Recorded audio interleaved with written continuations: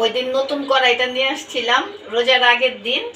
আজকে প্রথম রোজা, এই জন্য নতুন কড়াইতে আজকে আমি করবো, ইফতার বাজবো এটাতে পেঁয়াজি টেয়াজি সব কিছু। আর কালকে তো আমি লাউ পাতার বড়া করছিলাম, এটাতে করতে চেয়েছিলাম, আবার ভাবলাম যে না, প্রথম রমজানে এটা দিয়েই করি, মানে নতুনটাতে প্রথম রমজানে আমি পেঁয়াজি ভাজি। তেলটা দিয়ে দেই। বিসমিল্লাহির রহমানির রহিম।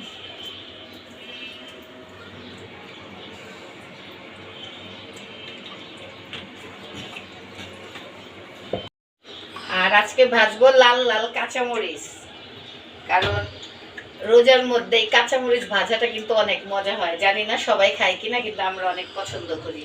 হ্যাঁ, তেলটা মনে হয় গরম হয়ে গেছে। আমি ডাল বেটে রাখছিলাম, সবকিছু বেটে না, ঠিক ব্লেন্ড করে রাখছি। আর এই যে সবকিছু পুদিনা পাতা, কাঁচামরিচ, পেঁয়াজ সবকিছু একসাথে মাখায় নিছি। সেটা দেই। এই গরম হয়েছে মনে হয়। বিসমিল্লাহ।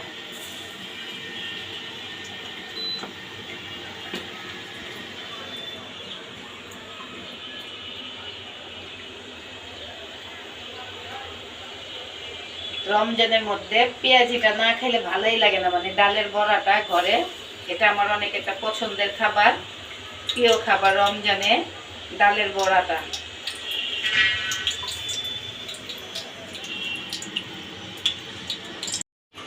আমি ডিম চপটা রেডি করে দিছি, আলুর পুরের ভিতরে ডিম দিয়ে দিছি। এখন এটা ভাজবো। তেল কি গরম হয়ে গেছে?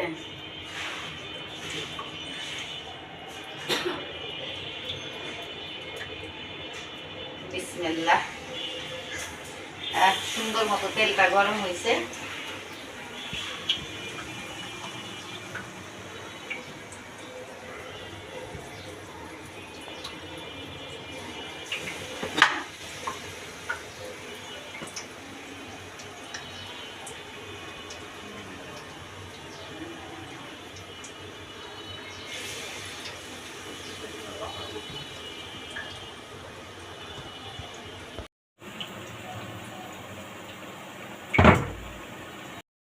ডিম চপ করছি, ওইখান থেকে আবার একটু আলু রেখে দিছি, আমি অনেকখানি আলু রাখছি। এই যে মরিচটা এটার ভিতরে দেব।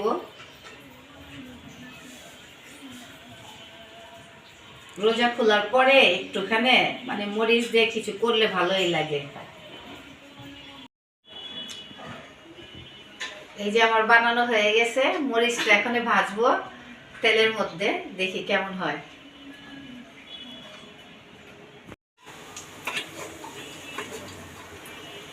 ডিম চপ আমার হয়ে গেছে।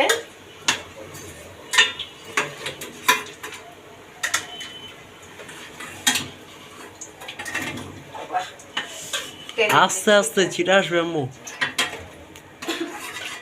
সময় তো নাই, যত তাড়াতাড়ি করি, কিন্তু ইফতারের টাইমটা যে এত তাড়াতাড়ি যায়। এখন আমি মরিচগুলি ভাজবো।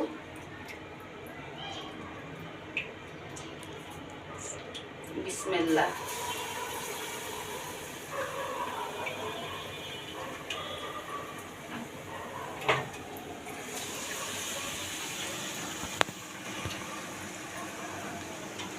এক একটা মরিচের সাইজ কেমন তন্ময়?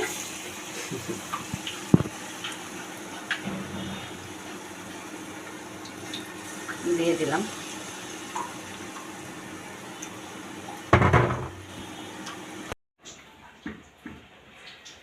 আমি পেয়ারাটা কাটা নিছি ছোট ছোট করে, কারণ ইফতারের পরে একটু ঝাল টক ভালোই লাগে। পেয়ারাটা হালকা একটু একটু টক আছে, আমি একটু এই যে মরিচ আর লবণ দিয়ে মরিচ একটু মাখায় নিই পেয়ারাটা।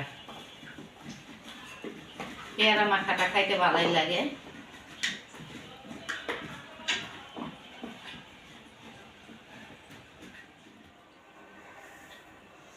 আমার ডালের বড়া আর এই যে ডিম চপ হয়ে গেছে।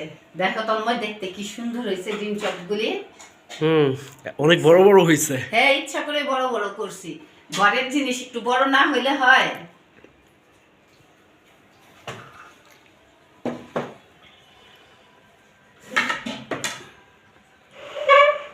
তাড়াতাড়ি আসো, তন্ময় অল্প আজান দিয়ে দিব। না, তোমার তো 5 শরবত খাও। Thank you. অল্প করে অল্প আসো। আসি। শরবতটা খাওয়ার পর একদম জানটা শান্তি।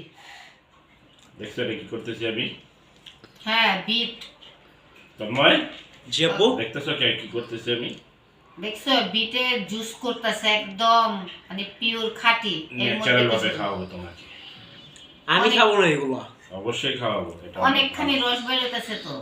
হ্যাঁ দেখছো বিট ব্লেন্ড করে নিলেই তো হতো। না, এটা আবার বেশি ভালো হয়েছে। দেখো না বিটের কালারটা সামনে থেকে আপা। ইস, এটাকে আগে গ্রেট করে নিছো না?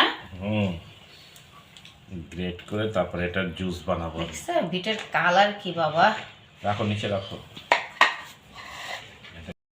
হয়েছে বিটি করা। হ্যাঁ তোমারটা তুমি করো না। আমি রান্না করব এখন কি জানি এটা গরুর মাংস দিয়ে পাতাকপি রান্না করব। ভুলেই যাই, গরুর মাংস দিয়ে পাতাকপি রান্না করব। চিমি দিয়ে। হ্যাঁ, ছিমি দিতে বাবা। হ্যাঁ চিমি। মা গো মা, ওই চিনি ছিমি তো মানে লাগবে। মটরশুঁটি দিতে হইব। এখানে নিচ্ছি আমি আদা রসুন, তারপরে মরিচের গুঁড়া, লবণ, হলুদ, দারচিনি, এলাচি আর এই যে তেজপাতা আর পেঁয়াজ। প্রথম পেঁয়াজটা দিয়ে দেই।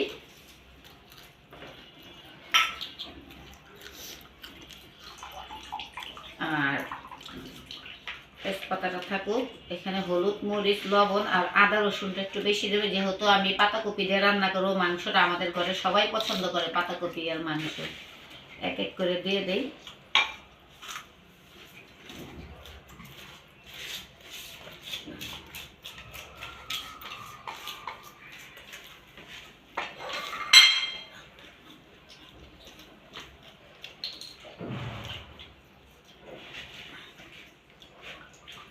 তন্ময় জুসটা তোমাকে খাওয়াবো।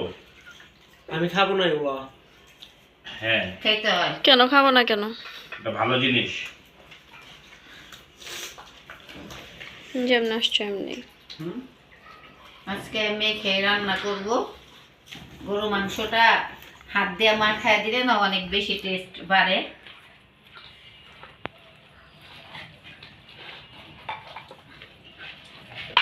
আর এই যে টমেটোটাও দিয়ে দেবো সাথে আমি।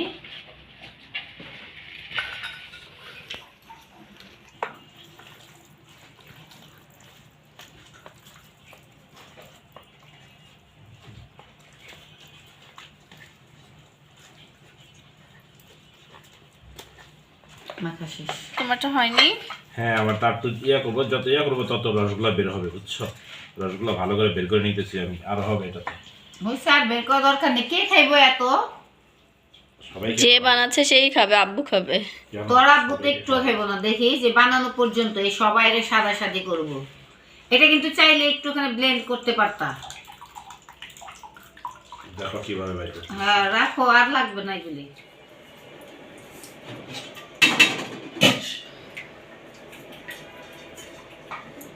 মাংসটা মেখে নিছে, এখন আমি দিয়ে দিই। তারপরে আস্তে আস্তে পাতাকপি টপি এগুলি আবার রেডি করি, কারণ ইফতারের পরে রান্নাটা দেরি হইলে অনেক বেশি শরীর খারাপ লাগে। বিসমিল্লাহ। মাংস আগে কষাবা? হ্যাঁ মাংস, আমার পাতাকপিটাকে মাংসই কষাতে হইব, গরুর মাংস না রো।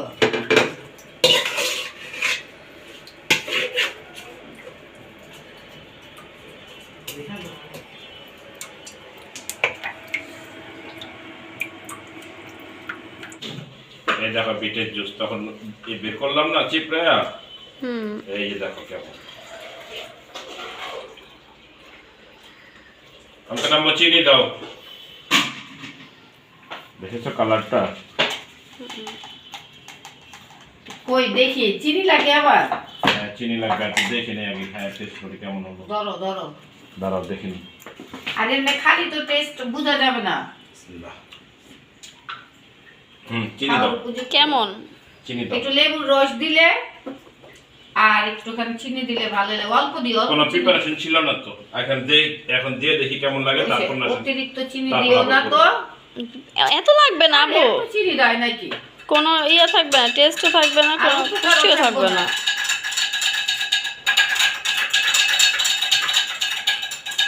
না। তন্ময় খাওয়া শেষ? হ্যাঁ খাওয়া শেষ ফাইনালি। না আমি তো খাবোই না। কেন? তোমার জন্য তো রেডি করছি। তন্ময়ের ইফতারি খাওয়া শেষ হয়নি এখন। এই দেখো কত ইফতার নিয়ে এখনো বসে আছে। যা সারাদিন রোজা রাখছি না, এই অন্তরামো যে হ্যাঁ। লাল শাকের যেমন একটা ফ্লেভার আছে না, যে কাঁচা থাকতে সেম ওই ফ্লেভারটা।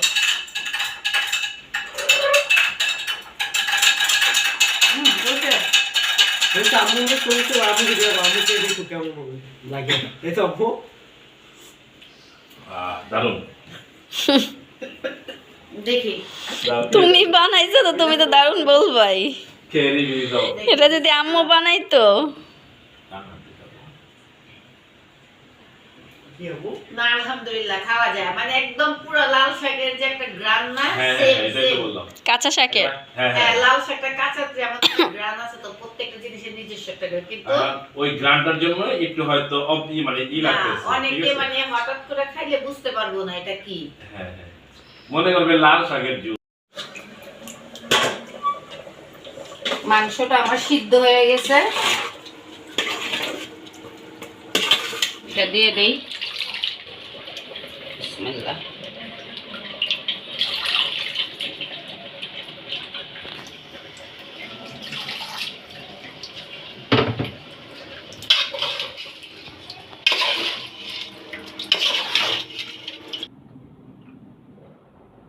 গরু মাংস দিয়ে আমি রান্না করছি পাতাকপি।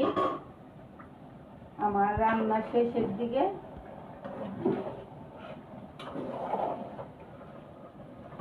আর পাতাকপি দিয়ে গরুর মাংস আমাকে জিরা না দিলে ভালোই লাগে না। এখন আমি উপর থেকে জিরার গুঁড়াটা ছড়ায় দেই।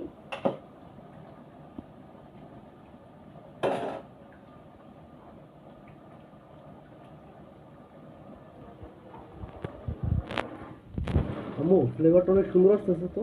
হ্যাঁ জিরার গুঁড়া দিলে তো ফ্লেভার সুন্দরই আসবে। আর পাতাকপি দিয়ে গরুর মাংসটা তো এমনিতেই ভালো হয়। আমার রান্না শেষ হয়ে গেছে। আর ভিডিওটি বেশি বড় করব না। যদি আমাদের ভিডিওটি ভালো লাগে তাহলে আমাদের চ্যানেলটা লাইক করবেন, শেয়ার করবেন আর সাবস্ক্রাইব করবেন। আল্লাহ হাফেজ।